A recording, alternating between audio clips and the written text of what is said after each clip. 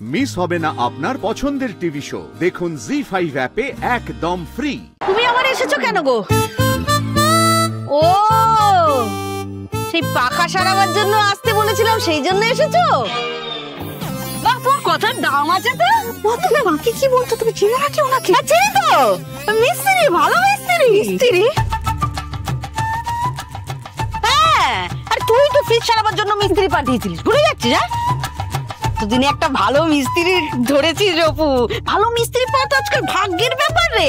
শোনো, বলছি যে ওই পাখাটা সারিয়ে দাও, ওটার জন্য আমি তোমাকে আলাদা করে কিছু দিয়ে দেবো টাকা।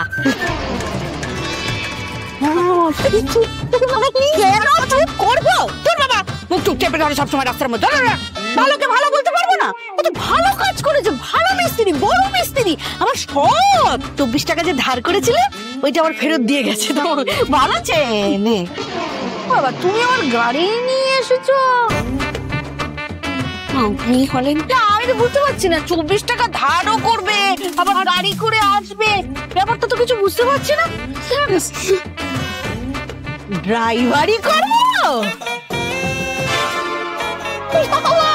তো বিরাট গুণের ছেলে। ফ্রিজ চালাতে জানে, পাখা সারাতে জানে, আবার গাড়ি চালাচ্ছে। আর এই যে এনাকে দেখো দেখো দেখো, এই যে তোমার ধারে কাছেই বয়স, তোমার মতোই সারাদিন খাচ্ছে, অথচ উন্নতি ফক্কা। তুমি ওই শাড়ির দোকানটা ছাড়ো, ওর কোনো ভবিষ্যৎ নেই রে বাবা, ওতে কোনো ভবিষ্যৎ নেই। তুমি টুক করে ফ্রিজ চালানোর শিখে নাও। আজকাল গরম পড়ছে, এসব ফ্রিজ সারিয়ে তো বিরাট বড় লোক হয়ে যাচ্ছে দেখছি লোক। না না না, এইভাবে ওভাবে আমি আর দিন কাটাতে পারছি না, মাথা খারাপ হয়ে গেল না তো। তুই তখন থেকে কে বলছিস? কে কে ওখান থেকে যাতা কথা বলে যাচ্ছ তুমি? কেন করবো? এই চেকটা দেখ, নামটা দেখতে পাচ্ছ? কার সাইনটা? কার? আর্য সিংহ রায়। হ্যাঁ, এই সাইনটা ওনার, আর উনি আর্য সিংহ রায়।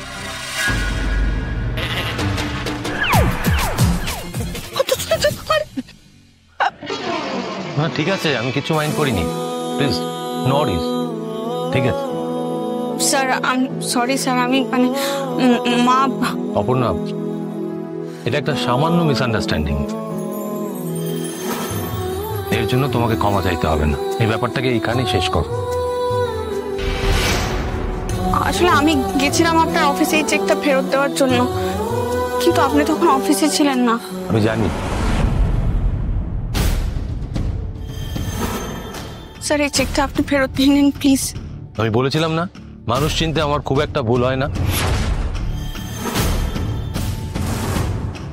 বলছি স্যার, স্যার একটু আমাদের বাড়িতে আসবেন, মানে আপনাকে সেবা করার সুযোগ দিন।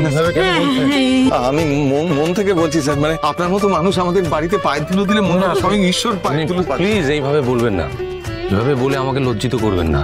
আপনি যখন বলছেন আমি নিশ্চয়ই যাব। আসুন আসুন, আপনারা আসুন। হ্যাঁ,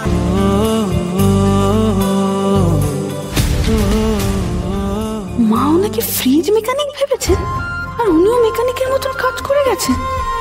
কেন নিজে আসল পরিচয় দেননি উনি, আর এখন এক কথায় আমাদের বাড়িতে যাচ্ছেন?